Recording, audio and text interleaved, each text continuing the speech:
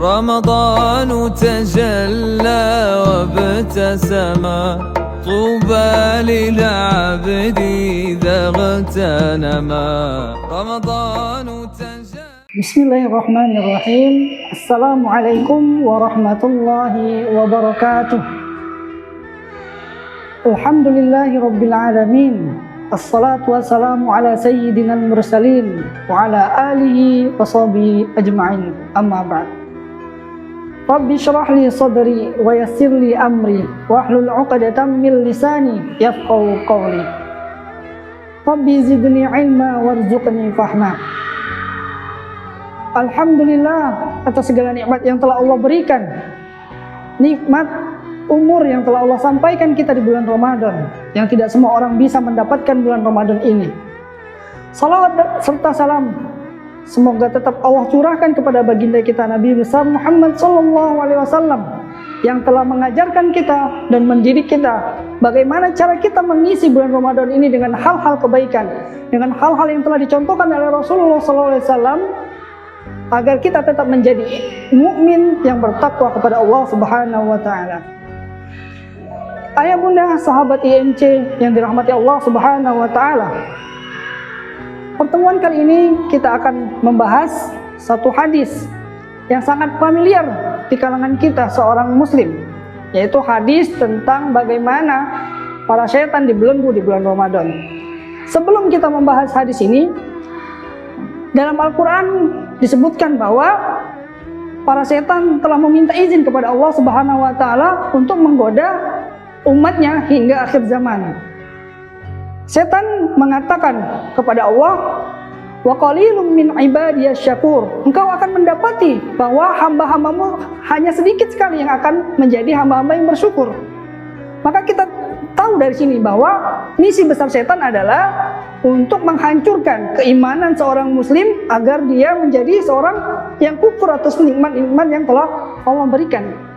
Maka pada pertemuan ini hadis tersebut adalah dari An Abi Hurairah radhiyallahu anhu qala Rasulullah sallallahu alaihi wasallam, "Idza jaa Ramadan futihat abwabu jannah wa ghuliqat abwabun jahannam wa sulsilatis syayatin." Dari Abu Hurairah radhiyallahu anhu beliau berkata, Rasulullah SAW bersabda bahwa jika bulan Ramadan telah datang, maka pintu-pintu surga akan dibuka selebar-lebarnya dan pintu neraka akan ditutup serapat-rapatnya dan setan-setan akan dibelenggu.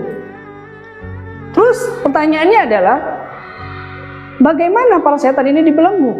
Apakah seperti manusia ketika dirantai? Ataukah ketika seorang koruptor seperti mereka dibelenggu dipakaikan borgol? Kita tidak mengetahui itu. Tapi kita mengetahui bahwa yang dimaksud dengan sulsilatis syayatin atau dibelenggunya para setan di bulan Ramadan adalah bahwa ketika di bulan-bulan biasa, selain bulan Ramadan, mungkin kemaksiatan itu bisa sering kita lihat, di mana-mana ada kemaksiatan. Tapi ketika bulan Ramadan telah datang, maka hampir semua orang mukmin, hampir semua manusia akan memperkecil kemaksiatan yang mereka biasa lakukan. Contoh hal kecil, jika mereka terbiasa di jalan melihat hal-hal yang buruk menurut pandangan syariat, maka ketika datang bulan Ramadan, dia akan memperkecil penglihatannya agar puasanya tetap terjaga. Jadi kenapa dimaksud dengan abwabul jannah terbuka lebar? Karena pertama, di bulan Ramadan bagaimana Allah telah melipat gandakan pahala kita di bulan Ramadan. Yang hari-hari biasa kita hanya mendapatkan 10 kebaikan jika kita lakukan, maka di bulan Ramadan Allah lipat gandakan lagi menjadi 100 kebaikan. Terus bagaimana dengan abwabul jahannam ditutup? Pintu-pintu neraka ditutup serapat-rapatnya. Yang dimaksud juga adalah karena keimanan kita naik, ketakwaan kita naik, maka kemaksiatan yang dijalankan itu akan menurun. Maka pintu-pintu neraka terasa sempit. Terus bagaimana dengan sulsilatis syayatin? Terbelenggunya para setan ketika bulan Ramadan. Karena di bulan Ramadan, setan ibaratnya mereka, apa yang biasa mereka lakukan untuk para manusia, bisikan-bisikan mereka, keburukan-keburukan yang mereka ajarkan kepada manusia, ketika di hari-hari biasa mereka sukses. Tapi ketika bulan Ramadan, kenapa mereka tidak bisa? Karena para mukmin, para muslim mengetahui bahwa bulan Ramadan atau puasa itu adalah imsak, menahan diri dari hawa nafsu. Dari sana saja kita sudah mengetahui bahwa definisi dari puasa adalah imsak, menahan. Maka menahan dari segala hawa nafsu, bukan hanya dari makan, bukan dari minum, tapi syahwat, penglihatan, apapun yang berbau dengan hal-hal negatif, maka pasti seorang muslim akan menekan keburukannya menjadi kecil dan akan memperlebar ketakwaannya agar nanti menjadi pahala yang dilipat gandakan oleh Allah Subhanahu wa taala dan dimasukkan Allah ke dalam surga, dan misi besar dari setan itu akan tertutup, yaitu kita boikot dengan hal-hal kebaikan, diisi dengan bulan Ramadan dengan hal-hal yang meningkatkan ketakwaan kita kepada Allah Subhanahu wa taala. Mungkin itu saja yang bisa saya sampaikan. Oke ayah bunda yang dirahmati Allah Subhanahu wa taala, untuk keutamaan-keutamaan di bulan Ramadan yang berikutnya akan disampaikan oleh ustadz yang lainnya. Wabillahi taufiq wal hidayah. Wassalamualaikum warahmatullahi wabarakatuh.